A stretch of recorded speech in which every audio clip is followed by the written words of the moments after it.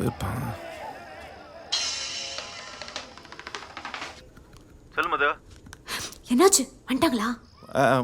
ரெண்டு பேரும் ஃபோன் எடுக்கலையே, என்ன பிரச்சனைன்னு தெரியலையே. ஏச்சி அப்படிலாம் எதுவும் இருக்காது, வந்துருவாங்க. நீ ஏன் ஏதாச்சும் யோசிச்சுட்டு இருக்காத. மது, வினோத் தான் கூப்பிட்றான், இரு நான் திருப்பி பண்ணுறேன். எனக்கு என்ன நடந்துச்சுன்னு ஒன்றே தெரியணும். நான் மியூட் போட்டு சைலண்டாக இருக்கேன். கான்ஃபரன்ஸ் போடுறியா ப்ளீஸ் ப்ளீஸ் ப்ளீஸ்? சரி லைனில் இரு. அறிவு கட்ட முண்டோம், ஃபோன் பண்ணணும் தெரியாதா? சாரி மச்சான், பேசிட்டு இருந்தம்மா, நேரம் போனதே தெரில, அதான் மச்சான் கால் பண்ண மறந்துட்டேன். சரி எங்கே இருக்கீங்க? சுடர் என்ன சொன்னா? பேசிட்டேன். சுடரு அவள் லவ் ஓகே ஆயிடுச்சுன்னா ஈஸ்வரன் கோயிலுக்கு வரதா வேண்டியிருந்தாலாம். சரி, அதான் மச்சான் இப்போ நாங்கள் ஈஸ்வரன் கோயிலுக்கு வந்துருக்குறோம். டே வினோத்தே.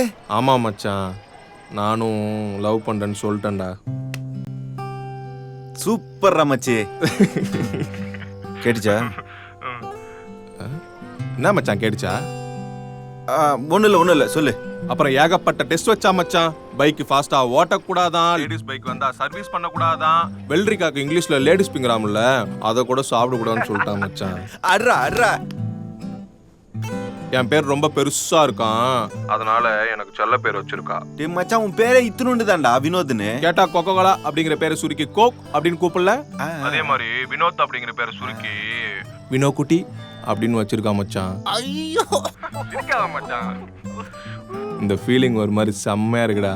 சின்ன வயசுல இருந்து மச்சான் மச்சான் கூப்பிட்டு இருந்தேன், இப்போ நிஜமாலேயே மச்சான் ஆயிட்டேன். சரி சுடர் கிட்ட கூட. அவ எங்க? அவ கோயில 48 தடவை சுத்திட்டு தான் வருவேன்னு கோயிலே சுத்திட்டு இருக்கா. சரி மச்சான், பார்த்து வாங்க. சரி மச்சான். வச்சுட்டா?